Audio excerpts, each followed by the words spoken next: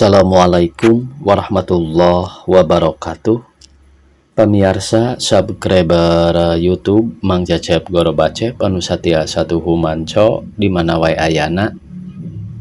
Dina dangat ayeuna urang neraskeun hanca carpon tina majalah Mangle tahun 1863 nomor 73. Carpon anu baris kapidangkeun dina dangat ayeuna judulna nyaeta Ratu Adil. Ieu yasana Pak Sursa. Sumangga supados teu nyangkolong teuing kana waktos, wilujeng ngadangukeun.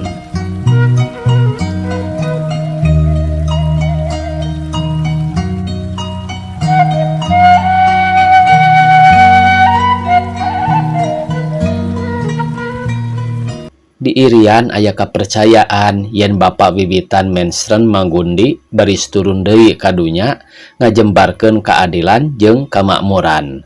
Ieu kapercayaan sumubar di pulo-pulo deui di sakuriling Pulo Biak. Ari dongengna kieu.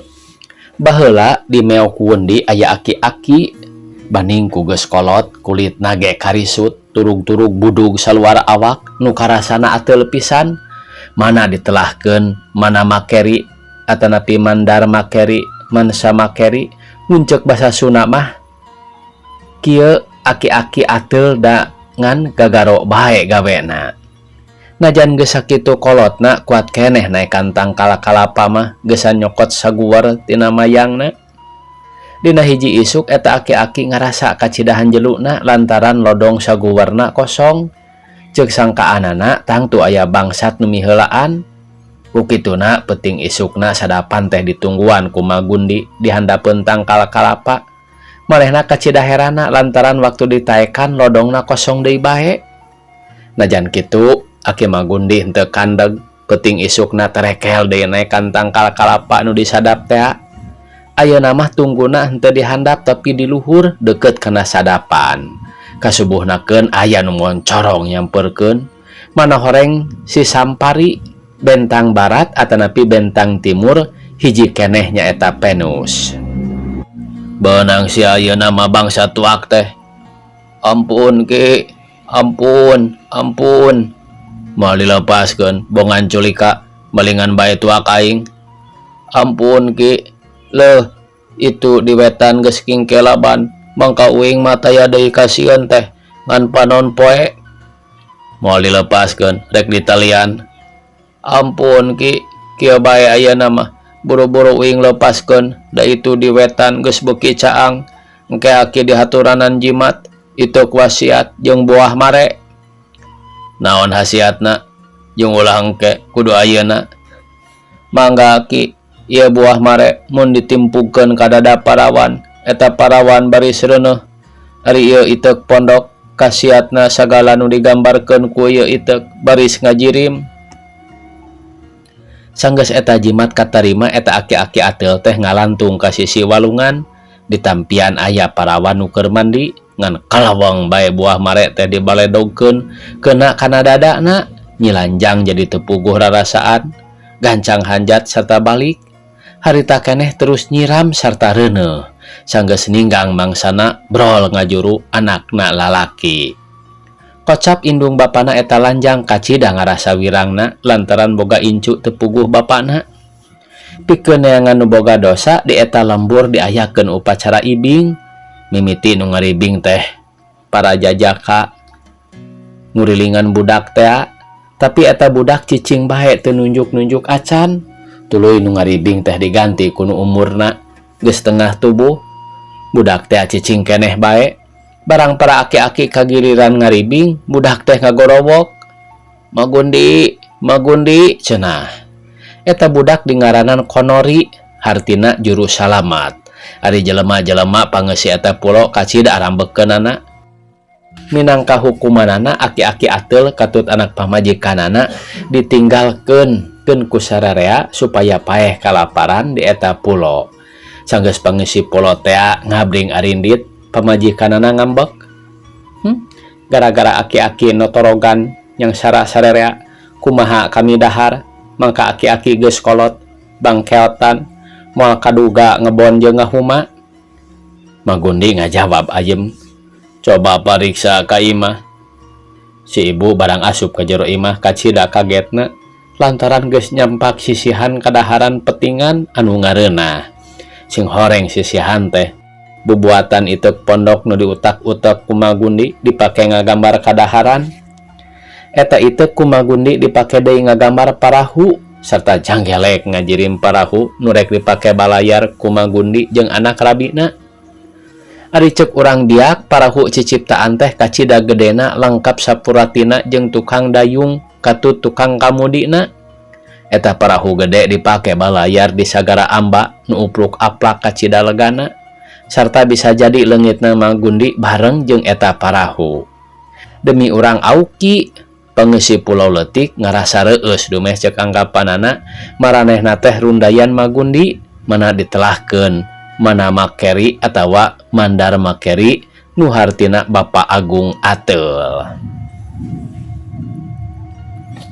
Ceuk kapercayaan urang Numpor bangeusi Teluk Dore, Magundi jeung anak rabina teh balayar ngulon make parahu leutikna. Upama si Konori keseleun dina parahu, Magundi nyipta Pulau Leutik tuluy arunggah ka darat ngajak ulin si Konori. Ku kituna antara Pepe Padaidi jeung Numpor rea pulau-pulau nu laleutik upamana Pulau Rani jeung sababaraha pulau deket Pulau Sowok. Saheulaanan nepi ka lebah dinya perjalanan Magundi teh. Tapi sanggeus cicing di pulau nu pangakhirna Magundi teh nyahoeun yen rabina teu senangeun domeh Magundi pinuh ku budug. Dina hiji poe Magundi indit ka leuweung tuluy ngadurukan. Waktu seuneuna ngagudag-gudag manehna luncat kana durukan, dadak sakala kulit nu pareot karisu teh leungit katut budug-budugna. Kulitna nu karisu teh robah jadi sababaraha piring tambaga. Barang ngeunteung dina cai nu ngayembang dina kulit bia, tembong kulitna teh bodas teuing, gancang asup deui kana durukan. Sakaluarna ngeunteung deui, kakara kulitna teh karasa nyugemakeun. Tuluy ngarias dirina make gelang jeung rupa-rupa perhiasan. Sanggeus rengse janggelek jadi jajaka kasep. Barang datang ka imahna pamajikanana olohok mireungeuh jajakan nu anyar pinanggih sarta omongna, "Gancang nyingkah kisilah salaki kuring keur eueuh di imah, mun anjeun kasampak moal teu diambek." Ku Magundi diterangkeun yen manehna geus mancala putra malih warni robah wanda. Waktu Konori jeung indungna manggih piring-piring teh kakara Konori nyahoeun yen bapana geus ngora deui, manehna pohara bungaheunana. Lila-lila pamajikanana ngarasa teu betah di eta pulau lantaran tiiseun teu aya batur. Gancang Magundi nyipta opat imah. Ceuk sakaol jadina eta imah ku kasiat iteukna. Ceuk sakaol deui Magundi teh nancepkeun tumbak opat dina taneuh. Imah ciciptaan. Imah ciciptaan opatanana lengkap sapuratina katut jelema nu ngeusianana. Ceuk urang Numpok jelema-jelema pangeusi imah nu opat teh baris jadi warga-warga atawa klan-klan Rumberpon, Angradipu, Rumansra jeung Rumerpur.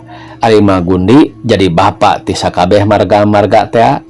Sakumaha nu jadi bapak kudu heman ka anak-anakna, mun aya nu gering ku Magundi diubaran, mun aya nu kalaparan dibere dahar. Hiji mangsa pangeusi pulau katarajang paila jeung sasalad, dahareun kurang panyakit mahabu, malah aya budak nu gering geus payah pisan. Rahayat Magundi mimiti cangcaya kana kasaktian si bapa. Magundi ngalilipur indung budak nu gering teh. Ulah salempang nyai, mun anak nyai pae ku bapa baris dihirupkeun deui.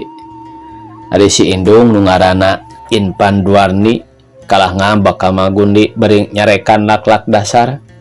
Magundi oge ngarasa jengkel lantaran teu dipercaya tuluy indit balayar make parahu leutik, luka ka mana leosna taya nu terangeun deui. Jaga baring supagi Magundi teh baris balik deui nu ngalantarankeun datangna zaman emas.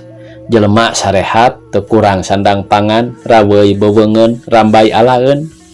Malah urang biak mah ngarep-ngarep datangna Magundi teh ka maranehna. nu dianggap baris ngalantarankeun datangna zaman koreri, hartina ganti kulit atanapi metamorfose. Bisa jadi harti sabuktina mah tina zaman rudet ganti ku zaman jembar, makmur sarta adil palamarta. Mun zaman koreri geus datang, cek kepercayaan anak nu gering baris cager, nu tanpa daksa baris walagri. Kepercayaan kitu di Banten Kidul ge aya nyaeta katu Bagus Buang, keur burai keneh tu Bagus Buang teh cararakana Sultan Ilir, kuramana wali tunggal disiasat heula dialungkeun ka laut bari diparancahan, lamun nya anak aing ulah keuna ku cilaka serta kuat ku dodoja jeung gogoda. Eta murang kalih di laut kapanggih keur ulin kokoleceran ku urang sagala heran, gancang dihanjatkeun ka darat. Manaka kasihna oge tu Bagus Buang lantaran dipikeun dibuang heula ka laut. Sanggeus sawawa tu Bagus Buang teh jadi panangan tangan Sultan Ageng, malah kungsi dipaparin tugas ngarepehkeun nu barontak di Lampung babarengan jeung Wirasuta nu engkena jadi Pangeran Astapati, harita Lampung ka bawah ka Banten.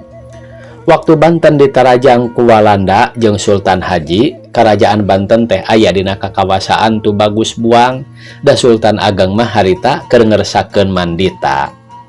Tu Bagus Buang sabaladna perangna ka Deseh sarta mubus ka Banten Kidul. Kocap urang Baduy nu tetep satia satuhu ka ratu, harita ngirimkeun utusan nu dikokolotan ku Aki Lanting. Maksudna mapagkeun tu Bagus Buang Ratu Banten. Bisi angkatna kalunta-lunta. Kasampak tu Bagus Buang keur ngadangong tonggoheun leuwih. Nu mapagkeun jeung nu dipapagkeun babarengan marak. Mana eta parakan nepi ka kiwari disebut parakan dangong, da urut Ratu Banten ngadangong. Lauk bebenangan marak kacida lobana, tapi taya sanguna. Tu Bagus Buang ngilas sakedeung, ari sumping deui nyandak sangu sababaraha bakul pangbakti ti urang Pakuan. Sanggeus rengse taruang bala kecrakan, tu Bagus Buang sasauran ka Aki Lanting. Lanting, aing rek nanyakeun dis Walanda ka urang Pakuan Timur, omat ulah ditutur-tuturkeun, aing mah rek jadi Cina, rek jadi Walanda, ngan moal arek jadi kapir. Jaga baring upama aya ketug 7 lilir dina Anggara atanapi Salasa menceran di Gunung Liman, aing papagkeun kuturunan sia lantaran aing perlu diseretu atanapi dibersihan deui. Ku kituna nurutkeun ieu kapercayaan di Banten Kidul, nu baris ngagelarkeun kamakmuran jeung kaadilan teh tu Bagus Buang. Kepercayaan kitu meh aya di unggal bangsa jeung di unggal agama. Dina riwayat Islam kacatur yen Isa Rasulullah alaihi salam baris turun deui ka dunya ti langit kaopat gesan ngabasmi Idajil. Lantaran Imam Mahdi teu kuateun ngayonan pangawasa Idajil. Di Kristen oge aya kapercayaan yen Yesus Kristus baris turun deui ka dunya mereskeun angkara murka gesan ngadegkeun karajaan Tuhan. Para Waisnawa atanapi para penganut Wisnu boga kepercayaan yen Wisnu baris turun ka dinya tunggang kuda bodas jujulukna Kalki. Ari di Indocina nu di Arab-Arab turun deui teh ngaranna Kalana. Ieu kabeh nu baris tarurun teh dianggap baris mawa keadilan jeung kamakmuran.